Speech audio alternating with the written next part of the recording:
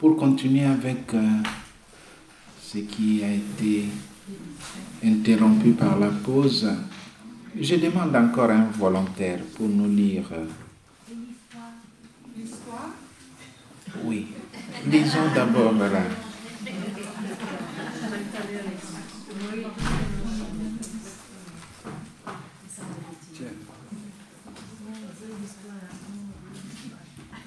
tiens la Bible. Ça va? Et c'est où? C'est quoi le passage biblique? Les apparitions de Jésus pour la résurrection de Jésus-Christ. Alors, ça sera l'Évangile de Jésus-Christ selon Saint Jean, chapitre 20, du 11e au 29e verset. Oui. Je vais le tenir, comme ça tu sauras. Saint Jean 20, 11 à 29. Je vais tenir comme ça ton micro. Non, non, elle a son micro. Ah oui, oui. Vas-y. L'apparition à Marie de Magdala. Marie se tenait près du tombeau, au dehors, tout en pleurs. Or, tout en pleurant, elle se pencha vers l'intérieur du tombeau et elle voit deux anges en vêtements blancs assis là où avait reposé le corps de Jésus, l'un à la tête et l'autre aux pieds. Ceux-ci lui disent: « Femme, pourquoi pleures-tu » Elle leur dit: « Parce qu'on a enlevé mon Seigneur et je ne sais pas où on l'a mis. » Ayant dit cela, elle se retourna et elle voit Jésus qui se tenait là, mais elle ne savait pas que c'était Jésus. Jésus lui dit: « Femme, pourquoi pleures-tu? Qui cherches-tu » Le prenant pour le jardinier, elle lui dit: « Seigneur, si c'est toi qui l'as emporté, dis-moi où tu l'as mis, et je l'enlèverai. » Jésus lui dit: « Marie. » Se retournant, elle lui dit en hébreu: « Rabouni », ce qui veut dire maître. Jésus lui dit: « Ne me touche pas, car je ne suis pas encore monté vers le Père.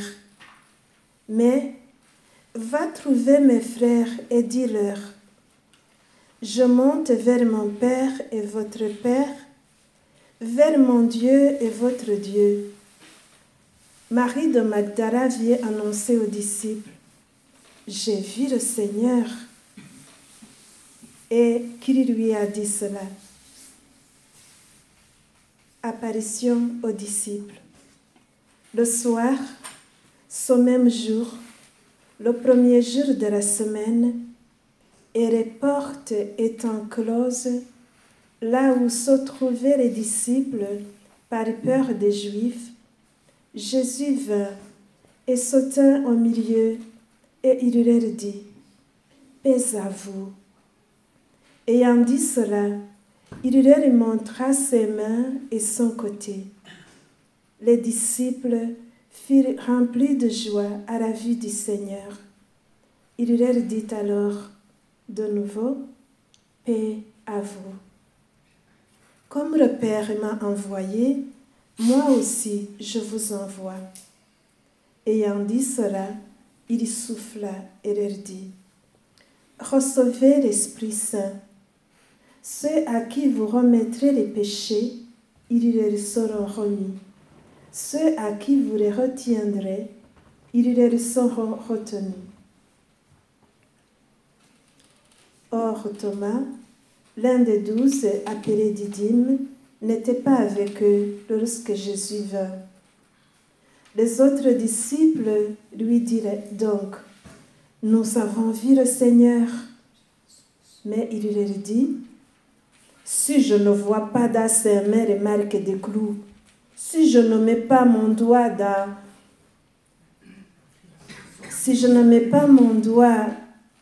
dans la marque des clous, et si je ne mets pas ma main dans son côté, je ne croirai pas. » 8 jours après, ses disciples étaient de nouveau à l'intérieur et Thomas avec eux. Jésus vint, les portes étant closes, et il sauta au milieu et dit, « Paix à vous. » Puis il dit à Thomas, « Porte ton doigt ici. Voici mes mains. Avance ta main et mets-la dans mon côté, et ne sois plus incrédule, mais croyant. » Thomas lui répondit, « Mon Seigneur et mon Dieu. » Jésus lui dit, « Parce que tu me vois, tu crois. Heureux ceux qui n'ont pas vu et qui ont cru. » Acclamons la parole de Dieu.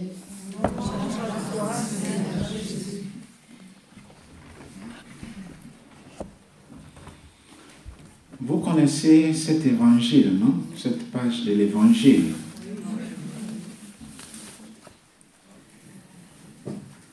Qui était parti voir la tombe de Jésus très tôt le matin?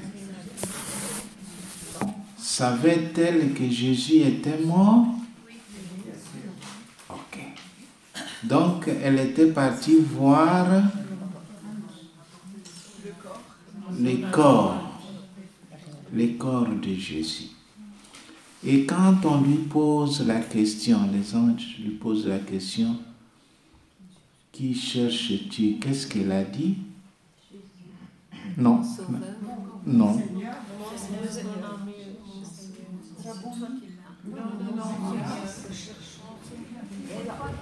Quelle était la réponse de Marie-Madeleine?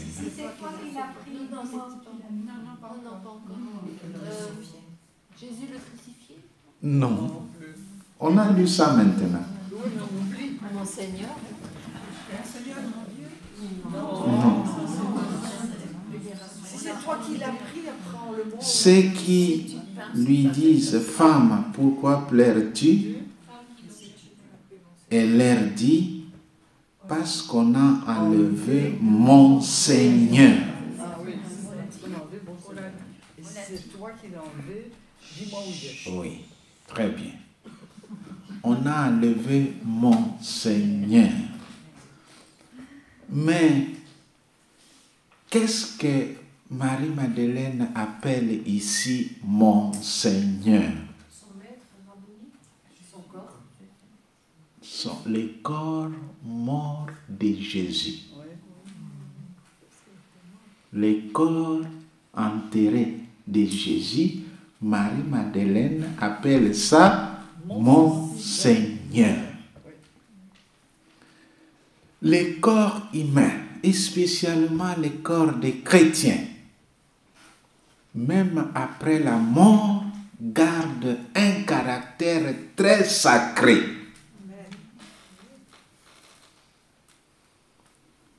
Souvenez-vous que vous avez été ointe avec les saints crèmes. Peut-être que vous ne le savez pas. Le saint crème qu'on applique sur vous au jour du baptême et de la confirmation, c'est cette même huile qu'on applique sur les prêtres le jour de son ordination, qu'on verse sur la tête de l'évêque le jour de son ordination épiscopale. C'est la configuration au Christ. C'est la configuration au Christ. À partir de ce moment, votre corps devient le corps du Christ. Et même après votre mort, Marie-Madeleine appellera votre corps mon Seigneur. C'est comme ça qu'incinérer ou faire la crémation, c'est un péché grave contre la création.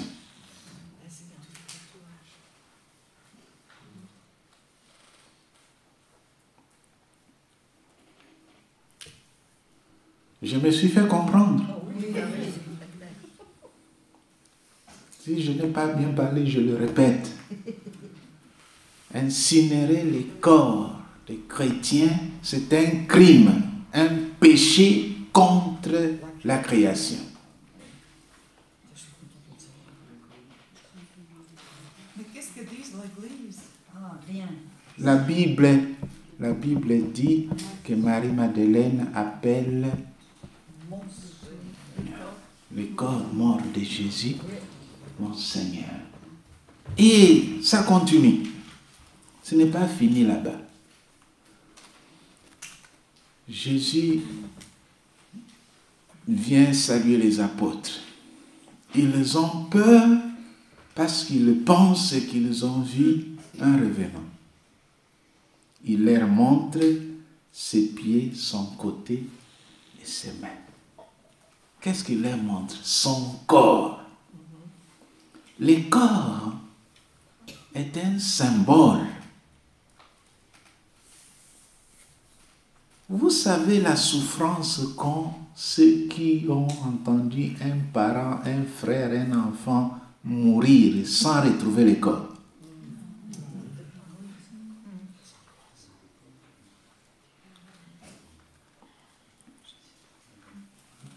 Vous savez ce que signifie que recevoir la nouvelle de la mort d'un être cher et on vous dit qu'on ne trouve pas son corps. Même du point de vue, même si on n'était pas chrétien, du point de vue humain, le corps est sacré. Aussi parce que le reçu de la création nous le dit. Dieu a modélé avec la terre, mais après, il a donné sa vie, son souffle, pour que cette terre devienne un corps qui règle la circulation du sang. Vous n'avez pas lu dans l'Ancien Testament cette révélation du prophète Ézéchiel qui a vu les eaux sans vie. Et après, c'est le symbole de la résurrection. Qu'est-ce que Saint Paul enseigne aux Thessaloniciens? Que quand le Seigneur reviendra, il va ressusciter ses corps. Celui-ci qui a été baptisé, qui a été oint, qui a reçu la Sainte Communion,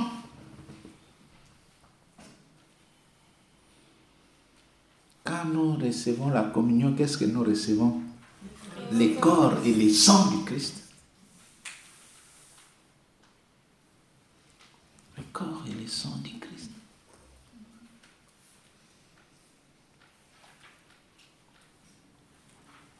Et à un autre endroit, il dit, ne savez-vous pas que votre corps est le temple de l'Esprit Saint?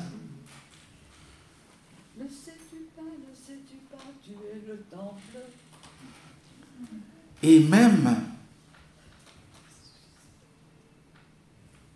il est écrit, tu n'as voulu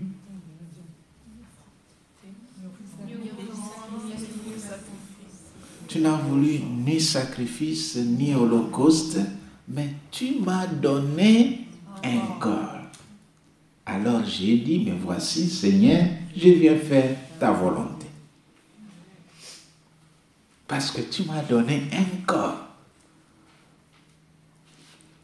Apprenons à respecter notre corps parce que c'est un don précieux.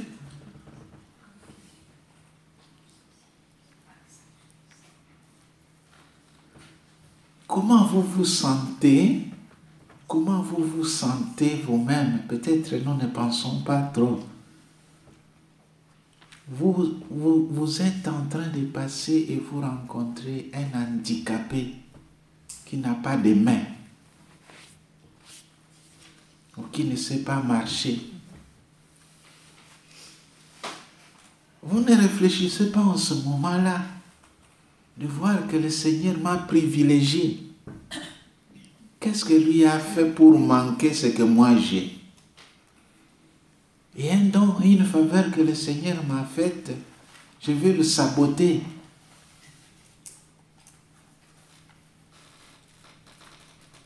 Les corps, c'est le temple de l'Esprit Saint. Et il reste sacré même après la mort. Par rapport au tatouage.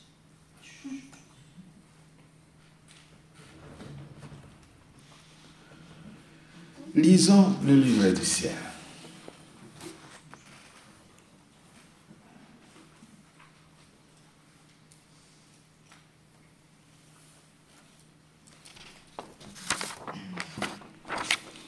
Dans le livre du ciel, tome 12, 15 avril 1920.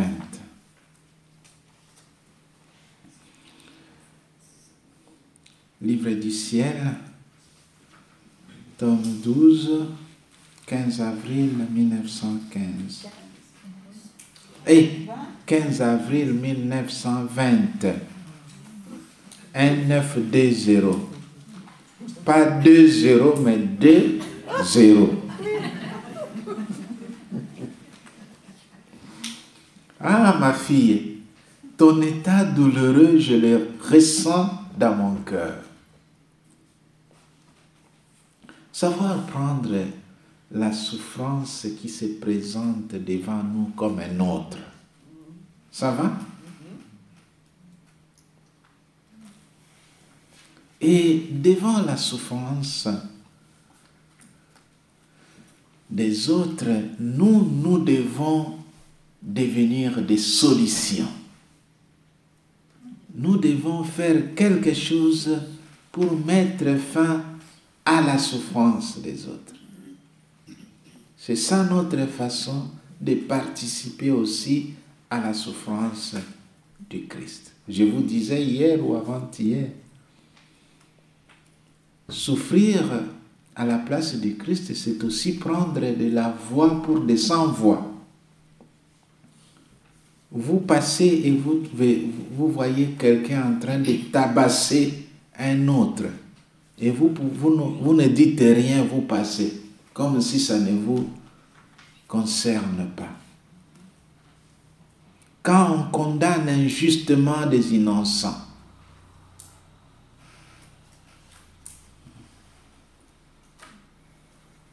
quand on prive les autres de leurs droits, Jésus nous donne l'exemple, ton état douloureux, je le ressens dans mon cœur.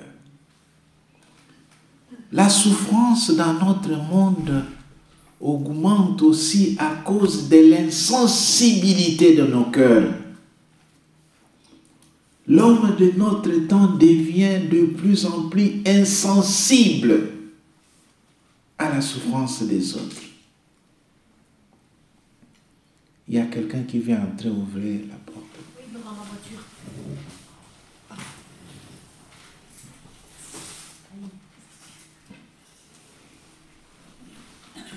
Un chrétien ne doit pas être aveugle, insensible devant la misère, devant la souffrance, devant les peines des autres. Mais aussi, un chrétien ne doit pas souhaiter du mal, de peine, de douleur, même pas à nos ennemis, à ceux que nous pensons être nos ennemis.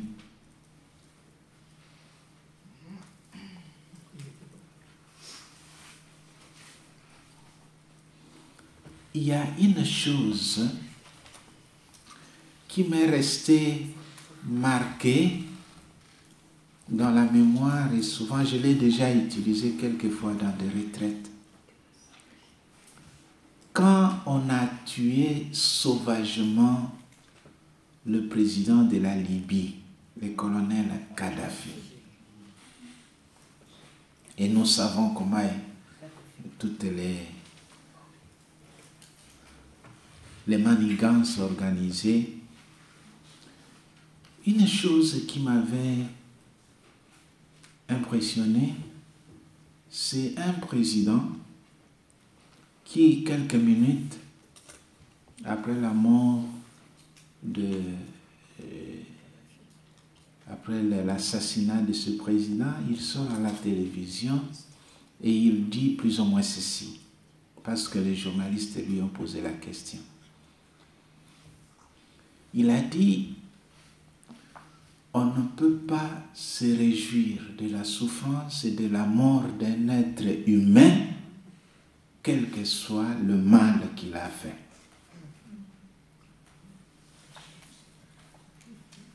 Hein? On ne peut pas se réjouir de la souffrance ou de la mort d'un être humain, même si on pense qu'il a fait du mal. Et il ne parlait pas comme prêtre ou comme chrétien, il parlait comme politicien, mais avec humanité.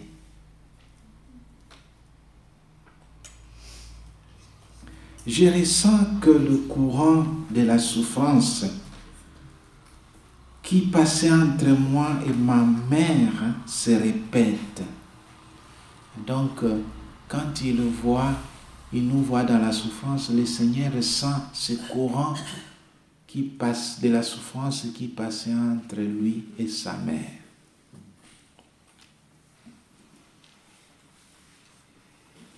Elle était crucifiée à cause de mes peines et j'étais crucifié à cause des siennes. Mais quelle était la cause de tout cela? L'amour des âmes. L'amour des âmes. Ça doit être la cause de notre souffrance. Donc, même quand nous souffrons, nous pouvons transformer toutes nos souffrances comme offrande de réparation par amour pour les âmes. Ça va, mes frères et sœurs? Par amour pour les âmes, ma chère maman tolérait, supportait avec patience, souffrait avec patience toutes mes peines et ma mort. Et moi, par amour pour les âmes, je tolérais, je souffrais, je supportais toutes les peines au point de la priver de moi. Oh, combien il en a coûté à mon amour et à son amour maternel de priver mon inséparable mère de moi. Mais l'amour des âmes triompha de tout.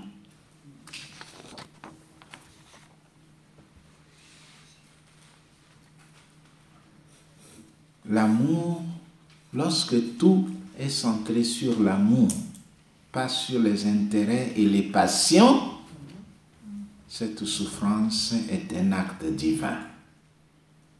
Ça va, hein? Oui.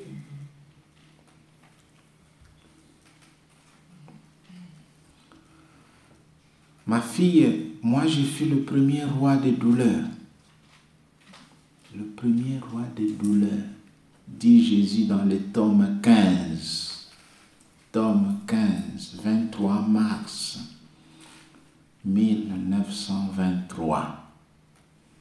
Tome 15, 23 mars 1923.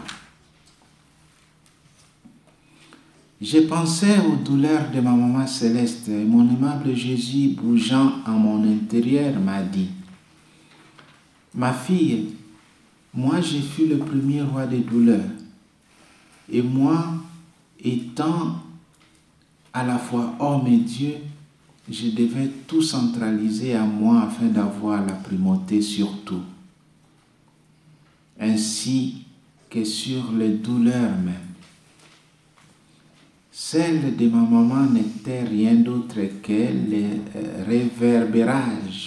réverbérations des miennes, qui, se reflétant en elle, lui partageaient toutes mes douleurs, qui, en la transperçant, la remplirent d'une amertume et d'une souffrance si grande au point qu'elle se sentait mourir à chaque réverbération de mes douleurs. Mais l'amour la soutenait, l'amour la soutenait, l'amour la soutenait. Il y a des choses impossibles que nous faisons par amour. Ça va? Il y a des choses impossibles que nous faisons par amour.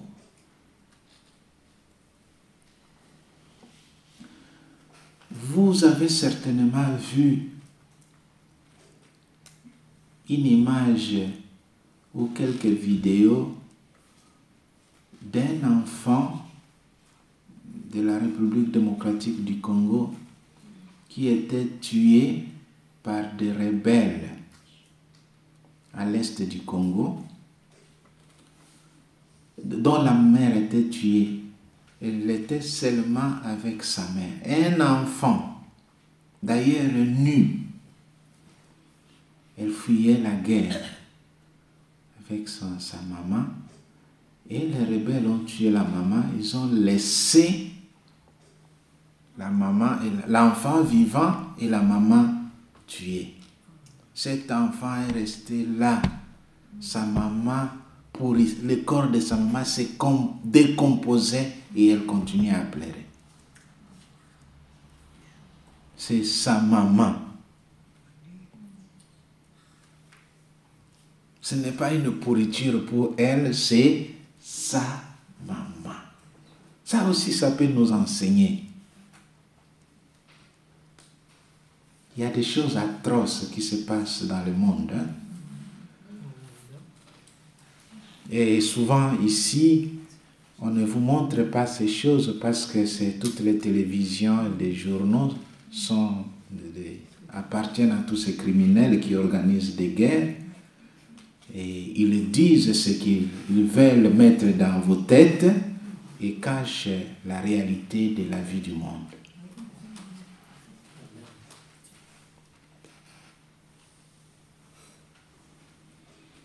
Il y a des choses que nous faisons par amour, des choses même impossibles, comme cet enfant. Bon, il n'a ni ou ni pioche pour creuser, il ne sait même pas, il avait une année et demie ou 2 ans. Ce n'est pas un enfant même de l'école primaire. Parce que sa maman courait avec elle comme ça. Quel crime! Quel crime! En Afrique, là où il y a la guerre, il n'y a aucune industrie militaire. Hein? Nous ne fabriquons pas de drones chez nous au Congo. Nous ne fabriquons pas d'armes. Les tout viennent ici, viennent d'ici.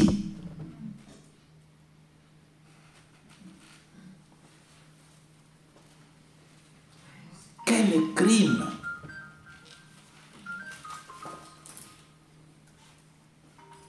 Et ces mêmes personnes se présentent dans des télévisions comme des défenseurs de l'Ukraine, de ceci et de cela. Grave. Grave. Alors je me demande, est-ce qu'ils sont intelligents? Ils ont lu l'histoire. Mais combien de civilisations dans l'histoire de l'humanité ont été aussi puissantes? La civilisation perse, la civilisation babylonienne, la civilisation égyptienne, la civilisation grecque, la civilisation romaine. Où sont passées toutes ces puissances? Et quelqu'un aujourd'hui va prétendre devenir le maître du monde.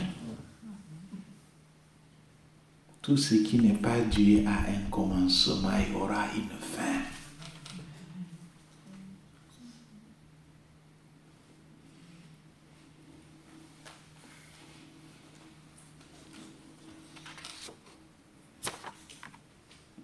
Voilà pourquoi, dans ma volonté, j'attends les âmes, afin de leur donner la vraie domination et la gloire complète. Supporter la souffrance dans la divine volonté, c'est une vraie domination du monde.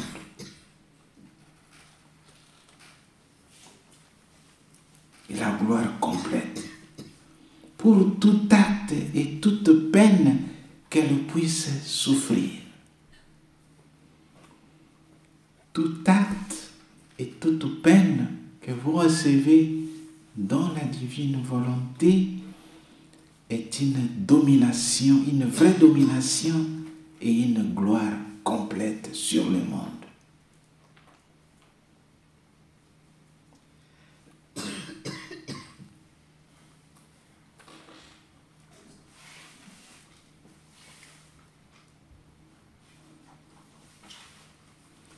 Quand on dit par exemple, bon, il devient inutile une fois un président d'un pays avait dit que la terre était créée pour abriter 3 milliards de personnes et maintenant nous sommes 7 milliards, il faut diminuer, il faut revoir.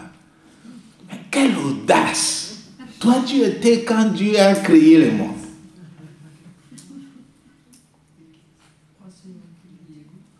Quelle audace! Quel mensonge!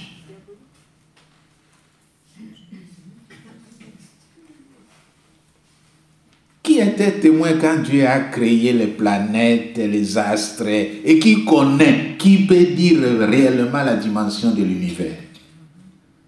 Ce sont des suppositions, tout ce qu'ils écrivent là, ce sont des suppositions, des conventions.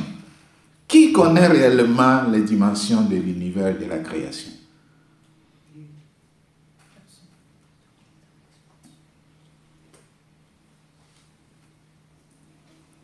Dans un autre pays, on a dit, personne ne peut dire aux enfants en classe que Dieu a créé le monde parce que ça contredit la science.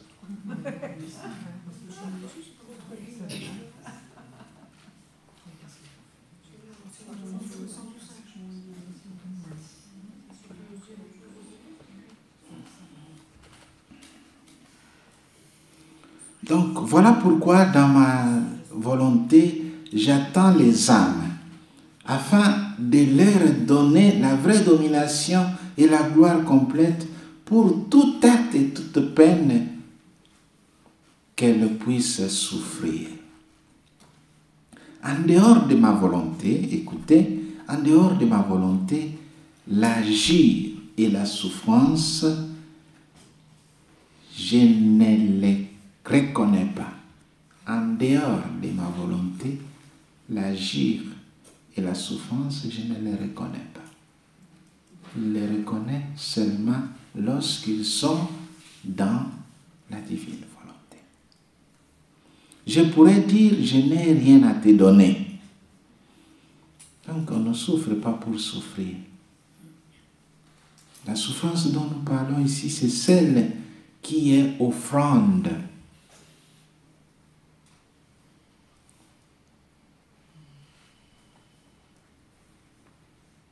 La souffrance offerte, la souffrance réparatrice, la souffrance que nous accueillons pour donner gloire à Dieu et adoucir la misère de notre monde. Pas la souffrance de diminuer le nombre de personnes qui habitent la terre.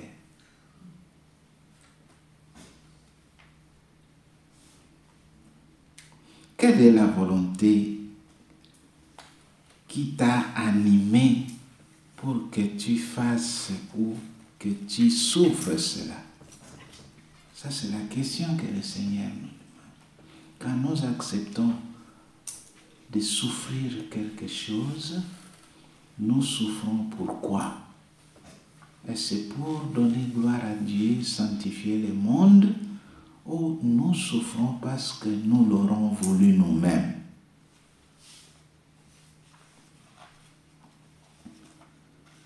Quand quelqu'un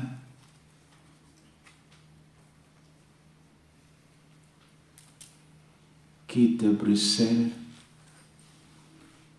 il prend la voiture, il va à Paris. Il me semble que ce n'est pas loin. Oui. Donc c'est comme si vous n'avez même pas traversé le pays.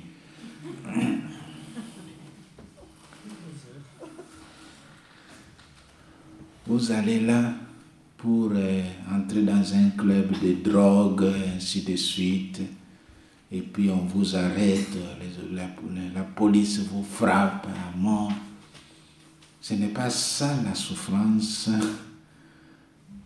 dont Jésus nous parle. C'est pour cela qu'il nous pose la question: quelle est la volonté, la motivation qui t'a animé pour que tu fasses ou que tu souffres? La motivation. Pourquoi je souffre?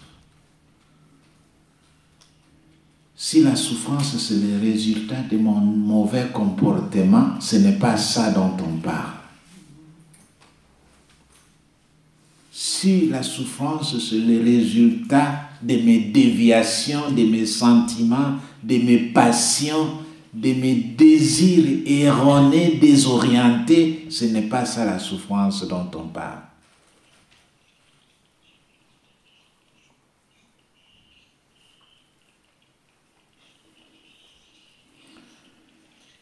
C'est d'elle que tu dois te faire récompenser. La souffrance dans la divine volonté. Souvent, faire du bien ou souffrir sans que ma volonté y tienne sa place pourrait être des misérables esclavages dégénérant en passion. On peut faire des choses tout simplement parce qu'on veut être vu. Tout simplement parce qu'on veut impressionner. Alors Jésus avait dit, là, vous avez déjà votre récompense.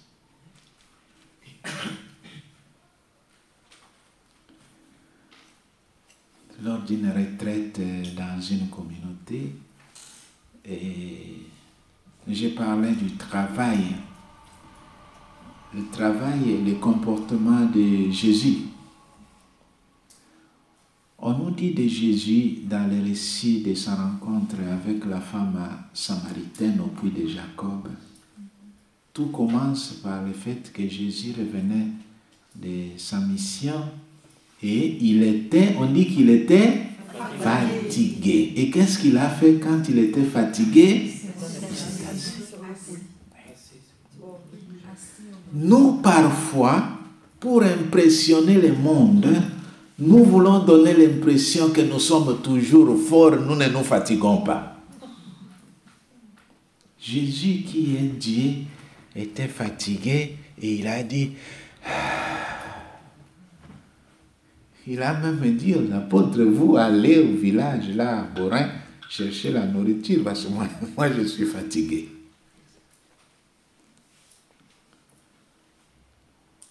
Donc, l'humilité dans l'action,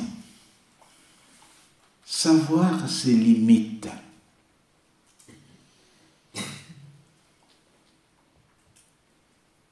faire ce que nous pouvons, sans exagération. Ce que nous cherchons, ce n'est pas d'impressionner les gens à côté de nous. Et je disais à cette communauté-là, vous avez été par exemple le matin au dispensaire, toute la matinée, parfois très tôt pour soigner les malades. Vous revenez en communauté pour manger. Et prenez un peu de repos. Il y en a peut-être pour impressionner le supérieur ou la supérieure. Après le repas, il ne se repose même pas. Il va au jardin, il cultive. Bon, bravo. On avait au séminaire un homme aussi élégant comme ça. Quand on sonnait pour le travail manuel, il était toujours le premier. Il prend le coupe-herbe, alors il se met devant le bureau directeur.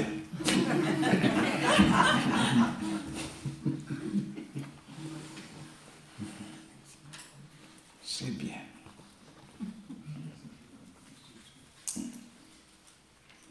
Alors que seul mon vouloir accorde la véritable domination, les vraies vertus, la véritable gloire, de manière à transmuer en divin ce qui est humain. Le moteur, la motivation, l'énergie de nos actions doit être la volonté divine. Ça va? Ok. Je ne vois même plus où est-ce que j'ai lu. Alors que seul mon vouloir accorde la véritable domination, les vraies vertus, la véritable gloire, de manière à transmuer en divin ou à transformer en divin ce qui est humain. Donc, c'est seulement le vouloir divin qui peut transformer ce qui est humain en divin.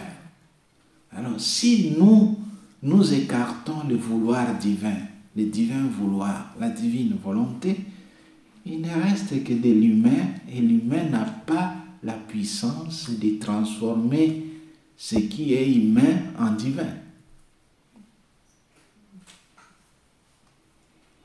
Ni ce qui est divin en humain.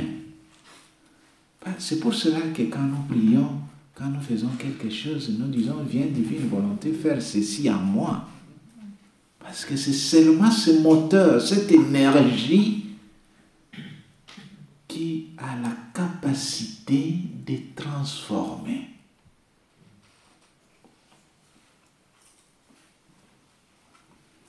Pourquoi l'Eucharistie est Eucharistie? Pourquoi?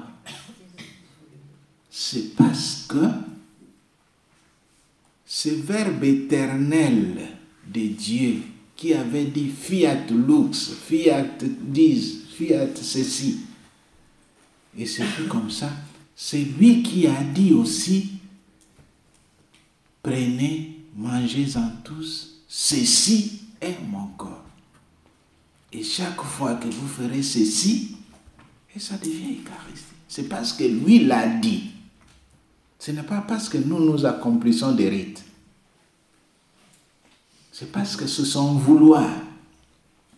Il a voulu, il a décrété par son vouloir éternel que chaque fois que se célébrera la messe, le pain deviendra son corps et le vin deviendra son sang.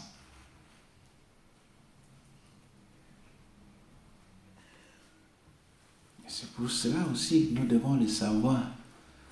La puissance d'un sacrement, la force d'un sacrement ne vient pas du prêtre qui célèbre ce sacrement, ni du fidèle qui reçoit ce sacrement. Ça vient directement de Jésus.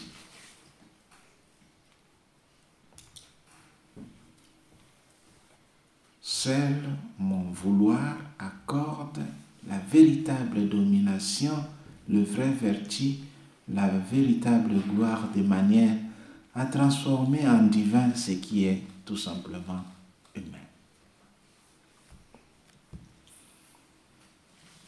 Chez nous, soyez calmes, nous sommes à vous, régnez en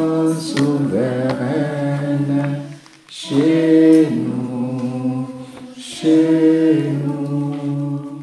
Soyez la Madone compris à genoux, qui sourit et pardonne chez nous.